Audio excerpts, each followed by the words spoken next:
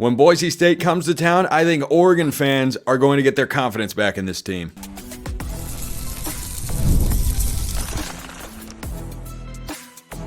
You are Locked On Ducks, your daily podcast on the Oregon Ducks. Part of the Locked On Podcast Network, your team every day. Yes, it is that time once again for Locked On Ducks. I'm your host, Spencer McLaughlin. Thank you so much for making this your first listen or your first view of the day. Part of the Locked On Podcast Network, your team every day, and your number one source to stay up to date with the Ducks. This episode is brought to you by our friends over at Game Time. Download the Game Time app, create an account, use code LOCKEDONCollege for $20 off your first purchase. Terms apply. Everything to know about the Boise State-Oregon game, including our predictions. I say our because that is Rian Winter, Sports Chat 503, legend and dog aficionado, apparently, as seen on YouTube. This is a pro dog podcast, Ryan, across the board. So let's hop right into this Boise State game. I know Oregon fans are not feeling the utmost level of confidence going into this game after what happened against Idaho last week, but as this week has gone on, I feel more and more confident in this team. And I think after this game, Oregon fans are going to say, okay, that's the team that I saw on paper during the preseason. That's the team that's the preseason number 2 team in the Big Ten and top 5 in the national title odds. That's how I think the Ducks play this week. Yeah, I would agree. And, you know, we saw each other before the last game. We didn't see each other after the last game. I'm assuming it would have been drastically different attitude. Well, I mean, they won, so it was all jokes and whatnot, but it was also that level of like, what the heck was that, man? Some questions were raised. Let's just put it that way. Yes. But yeah, no, I agree. I think Boise State comes at a kind of an interesting time. Had Oregon, I think, ran up the score. Maybe Boise comes in and keeps it close for a little bit, but it feels like Oregon has to step on the gas early and often. And it feels like the Boise State defense is not really set up to handle the air assault that is going to be from Oregon. It's just about whether Oregon can handle that running game from Boise State. Yeah, and that's one of the big matchups we'll talk about later on today's show. But I think, Ryan, the reason my confidence has grown in Oregon throughout the week is the relatively limited scope of their problems. Right. It's the offensive line. And look, there are multiple things to clean up along the offensive line. But if I ask Oregon fans right now, if anyone listening to or watching the show, if you watched that Idaho game and how poorly Oregon played, if I asked you to name something that was bad that wasn't on the offensive line, what would you point to? Where would you look? Yeah, because the running backs can only do as much as the offensive line can do for them. So if they're not effective in the running game, you usually blame the offensive line before you blame the running backs, especially the stable running backs that Oregon has. You're right. I do think that everything starts up front, and if you're leaky up there, the rest of your machine doesn't run very well. Yeah, and certainly you have to clean up the penalties. You have to clean up the pass protection. You have to clean up the run blocking. So there are several things on the offensive line. But here's again where I'm doubling down on the confidence, why Oregon fans should not expect to squeak by this Boise State team, which is certainly good. And as I've talked about this week, can push Oregon if they play the way they did a week ago against Idaho. When you look at what Oregon has on this offensive line, Ryan, it's not a bunch of question marks. This offensive line unit that was so good last year, yeah, you lose, I'll call it 1.5 guys, because Poncho was regularly playing in place of Stephen Jones last year, or subbing in for Marcus Harbor. I consider him a starter from last year's unit. Connerly, Cornelius, Harper, these guys are known commodities. These aren't question marks. These weren't developmental pieces coming into the year. This is, you saw these guys play at a high level last year. And yeah, I'd feel better if Matthew Bedford played. Yeah, losing Jackson Powers-Johnson could ultimately prove to be a bigger loss than we were maybe giving it credit for, but ultimately, when you have over half of your offensive line, I know it's an odd number and whatnot, but when you got 3 out of 5 guys who I have seen perform at a high level for an entire season and the same offensive line coaches last year, I am incredibly inclined to think that they're going to be able to rectify those problems, and that's the only thing that held Oregon back last week.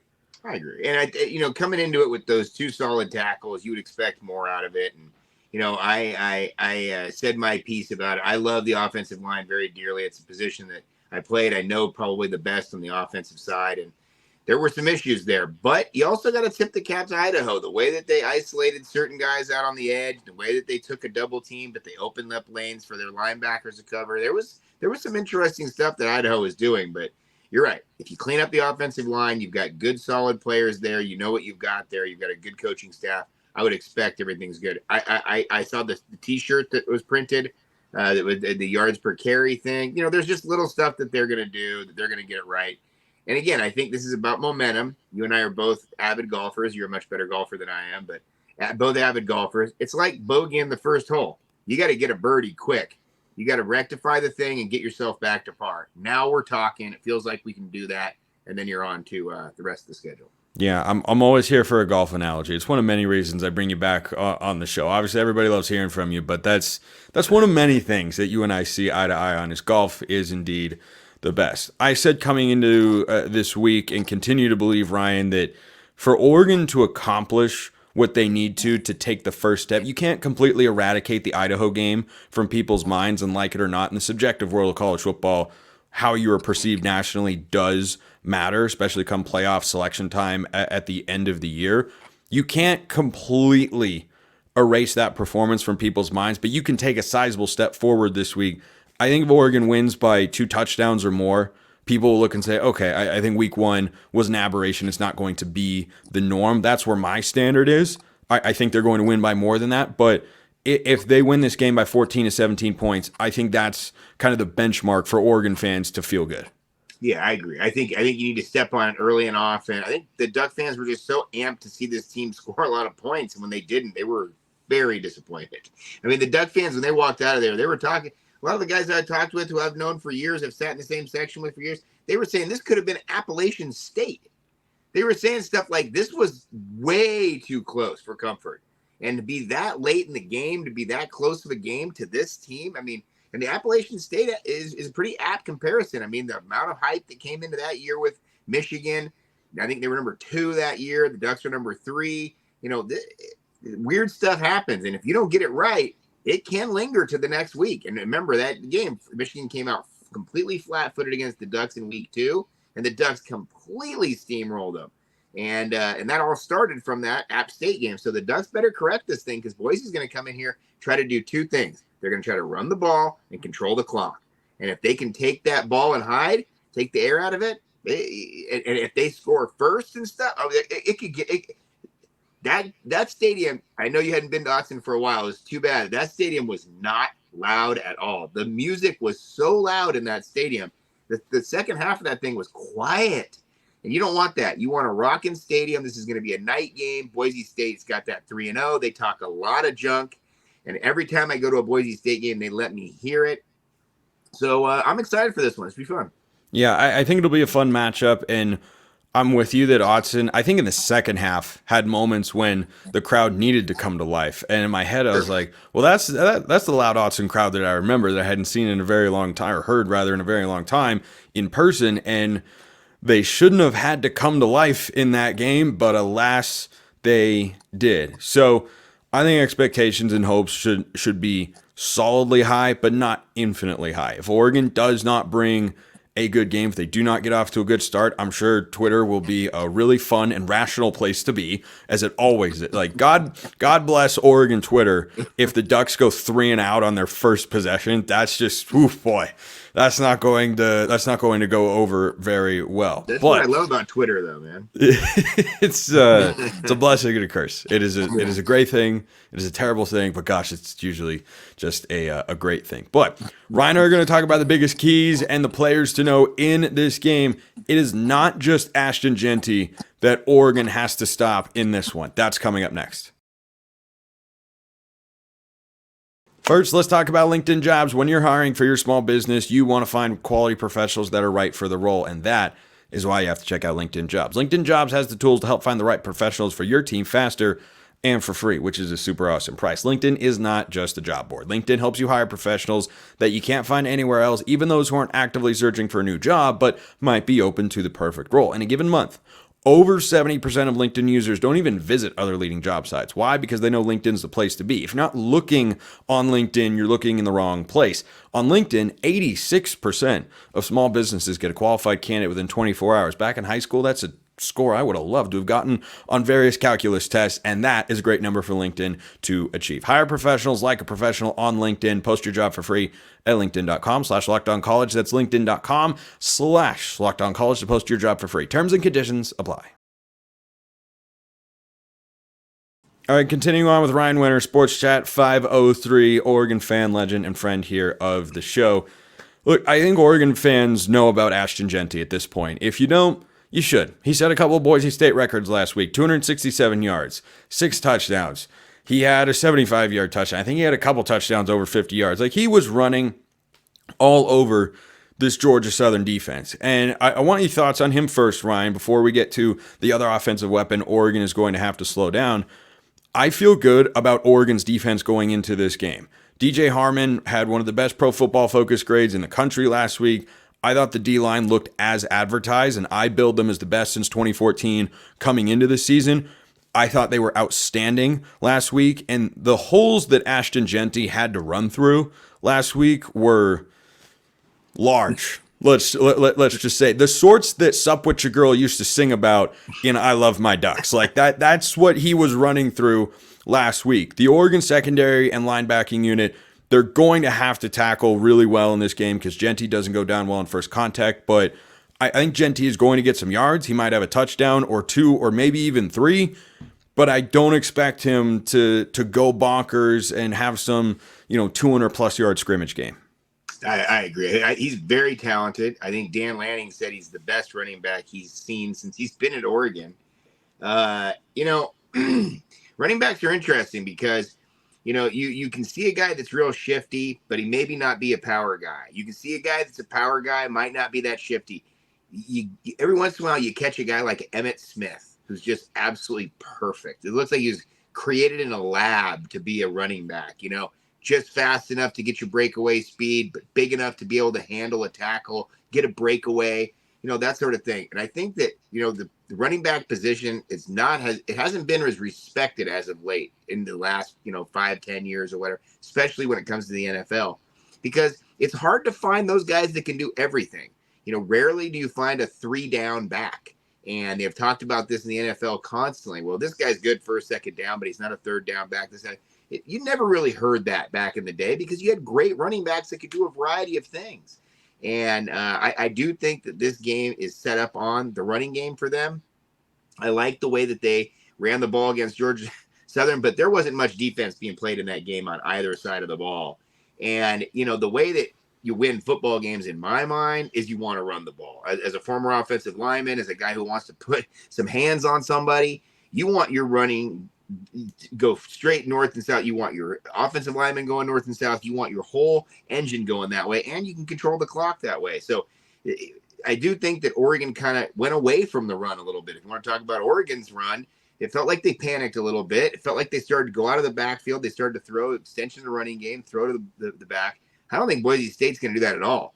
I think they have to lean on the run. I think they have to go run, pass instead of this kind of back and forth sort of offense. And I think the Ducks defense, I think you are right. I think that the especially Harmon, I thought played really well. But it's the front is closed in by those ends. They do such a good job with Mateo and with Birch.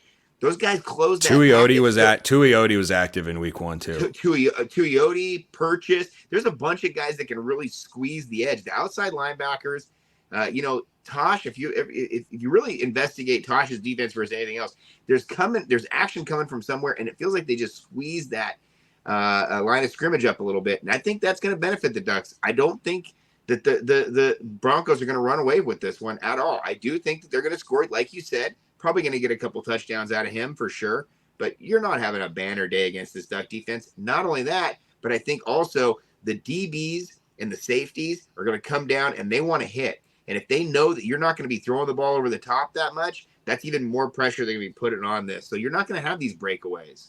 Yeah, I think for Oregon, the strategy's got to be force Maddox Madsen to beat you, but one guy who might get the shadow treatment from Jabbar Muhammad, the Washington transfer at corner, is Chris Marshall. This is a guy who's bounced around to a couple different colleges. He's had some eligibility and personal issues, but a mega mega talent, big-bodied receiver, 6'3", 6'4" type. You can't miss him when you see him on TV. And I was noticing that last week, Jabbar Muhammad did not stay in one position. He wasn't doing the Richard Sherman where he just lines up as, the left or right outside corner and he just stays there no matter who comes over to that particular side. And you think about last year, I think that's what he did while at Washington. He was shadowing Troy Franklin anywhere that he went. So I suspect that they'll take Jabbar, who is certainly cornerback one for this Ducks defense, and put him on Chris Marshall and say, does the rest of this receiving core have enough to push the Oregon secondary? And if you ask Boise State fans, they love this receiving core. And I had on Boise State radio voice Bob Beeler on yesterday's show, and he likes the receivers that they have, and Marshall was one of the guys that he listed. But I think in this receiving core, Maddox Madsen is not someone who I think wants to just throw to one guy. It's not like Justin Herbert, Dylan Mitchell situation. He wants to spread the ball around.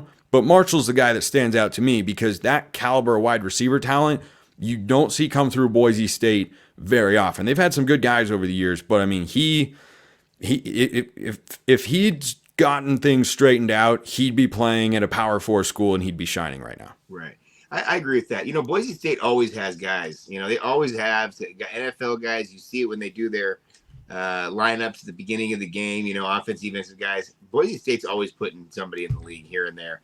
Wide receivers, though, few and far between, it feels like, comparatively. And they do have some guys. I had a guy on this week on my channel from Boise State as well, and they're very high on the wide receivers. I tend to look at it through the lens of, hey, man, if they can run the ball the way they can run the ball, your wide receivers are going to eat. They're going to be open. They're going to be able to get some opportunities. I don't care what quarterback you have in there. But it does feel like you're right. I think you need to have Madsen beat you, and I think that you need to basically close everything off up front to prove that they can do that. And Maddox Madsen, I want your thoughts on this. He doesn't scare me, Ryan, but certainly he's not someone Oregon fans can overlook. He beat out Malachi Nelson and last year Taylon Green, who's now starting at Arkansas.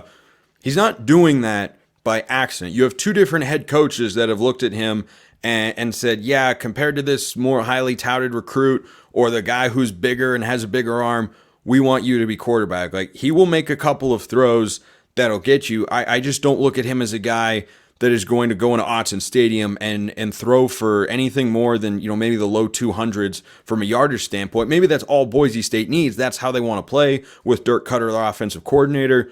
He's not a guy who's going to walk in and have a 300-yard game.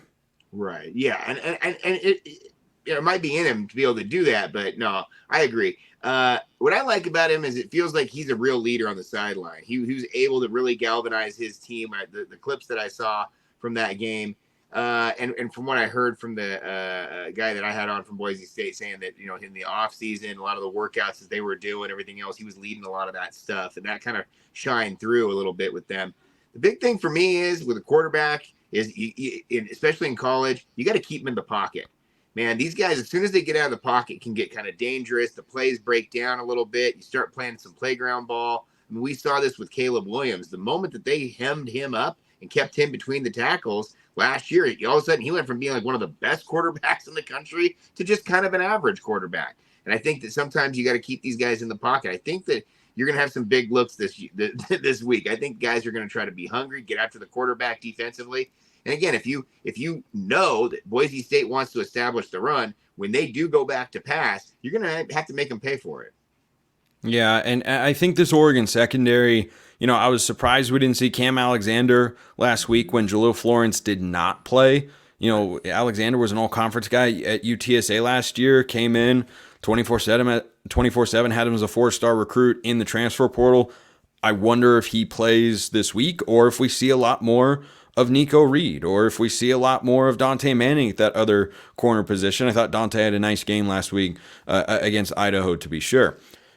Ryan and I are going to wrap up. Go ahead. I agree with both those guys. I think Nico Reed is primed to have a really good game as well, yeah. Yeah, I thought Nico's interception was sensational. Tremendous. And again, I just think that he has that second year in the system. Transfers is always tough the first year. When you get him for the second year, big things can happen. Yeah, I agree.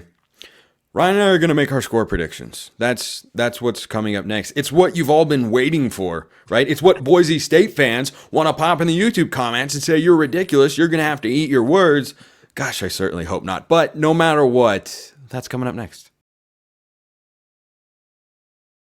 First, let's talk about Game Time. The best way to buy tickets to, anything that you want to buy tickets to. All your favorite live events are on Game Time. Game Time Picks even filters out the fluff to show you only incredible deals on great seats, so you don't have to waste time searching through thousands of tickets. You get a panoramic view of your seat before you arrive with Game Time. You know why? Because they want you to know what you're going to get when you get there. Plus, if you toggle on the all-in pricing feature, you don't get tagged with late fees at the last moment, which is one of the most annoying parts about buying tickets. Oh, the price is X, and then you hit continue, and then all of a sudden the price is Y, and you went, wait, I thought I was paying X. Yeah, you don't have to deal with that over at Game Time when you toggle on that feature.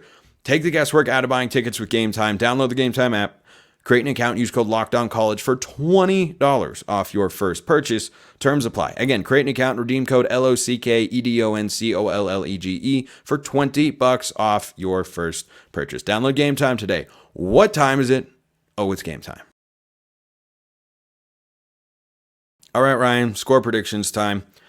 I'm going to go first, and I'll make a couple of stat predictions and my score prediction. You may do whatever you would like because you are a guest in my humble abode here that I call a podcast, and we're all just happy to have you and your wily veteran status. But I think Oregon holds Ashton Jeanty under 115 rushing yards in this game. I think Dylan Gabriel goes over 300 again. He had 380 last week against Idaho. I don't think he's going to need 41 completions on 49 attempts to do that. And I think Oregon wins the game 42-20. I think this is a statement opportunity for Dan Lanning and company. That point spread is around 18.5, 19 points or so. Vegas hasn't lost their confidence in the Ducks yet. Now, Vegas didn't lose their confidence in Florida State week 2. They lost as an 18.5 point favorite at home. They lost outright to Boston College, who's not even as good of a team as Boise State. So certainly, I think Oregon's capable of losing the game if they play the way they did last week, but I don't think they will. And when this Oregon team plays to their full potential, Boise State is a good team. They cannot keep up with the Ducks, especially at Autzen. Yeah, I would agree. That's exactly the score I've been saying all week on my channel is 42-20, something around in that range. Wouldn't be surprised if it was 2-score game. Ducks scored at the end, excuse me. But, the guy who I had on from Boise State, he thought the Ducks were going to score like 50. He thought it was, I think his score was like 49-28 or something like that. Either way, I do think the Ducks are going to win convincingly. And I think that it just comes, like I said before, it comes at a bad time for the schedule for Oregon and Boise State, because I think Oregon's going to be very hungry. They're going to be trying to prove a point.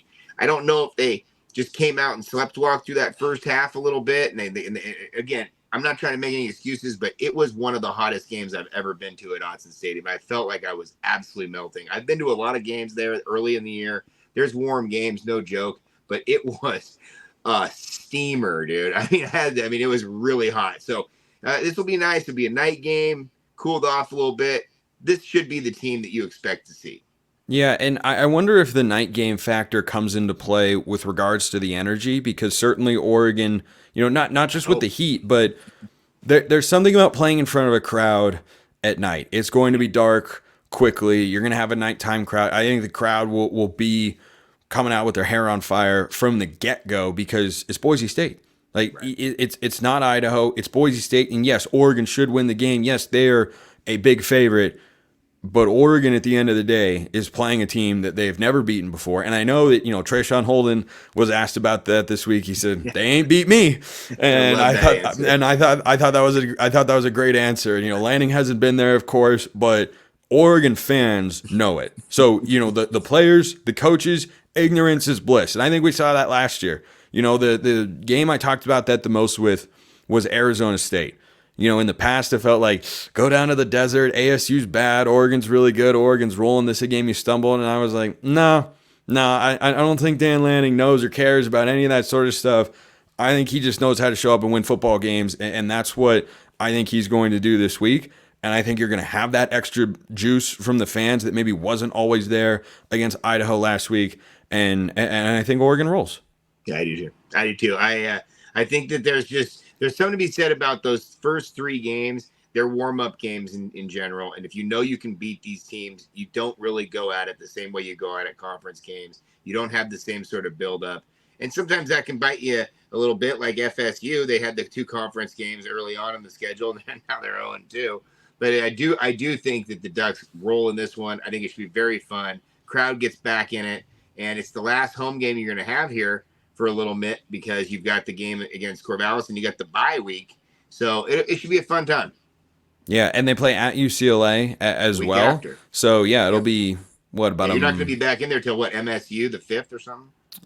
Yeah, no, I think that game's on the 4th now. 4th, That's because that's a Friday night game. Yeah, so Friday last home night. game at Autzen for almost a month, which is crazy, but them's the breaks scheduling-wise. I feel obliged to remind people once again, if you did not hear or watch yesterday's show, or if you haven't heard yet, don't say I didn't warn you. This game is not on cable television. It is on Peacock. It is on Peacock. It is on Peacock. You need to make sure. I recommend, if you have to sign up for Peacock, ensuring you can watch a live sporting event or whatever you need on there, but make sure that you can go to Peacock if you want to watch this game. That's just the way the world goes now. The irony. Do they do the free trial? Can you knock it out for free, or do they make you pay? I don't know. I've had Peacock for a while, so I have Peacock too. I don't know if there's a. I'm into the Olympics, so I go hard with the. Oh yeah, Peacock was great. Peacock was great during the Olympics. I tell you what, the irony of Oregon leaving the Pac-12 the Pac-12 dying because, well, Pac-12 network wasn't great visibility and it wasn't a whole heck of a lot of money, and they're going to the Big Ten with a half media rights share, and then the first week Comcast viewers got blacked out because Xfinity is not always the greatest, which is being incredibly kind and generous. And now they're on a streaming service, which of course everyone was terrified of. Don't go to Apple because you're going to be streaming. You can't have that. And here we are with a streaming only game. But such is the way of the world. The irony is a bit much for the Pac-12 fans out there. That's Rian Winter, Sports Chat 503 in the house. Ryan, appreciate the time as always. Appreciate you, Spence. Thanks so much. Thanks for making this your first listen. Go make Locked On College Football your second, especially if you'd like to listen to more of my college football takes, or if you'd like to rage listen to or watch me. I accept that as well. It's on YouTube and wherever you get your podcast, giving you the biggest stories in the greatest sport on planet Earth. Appreciate everyone listening. I will see you next time. Have a wonderful rest of your day, and go Ducks.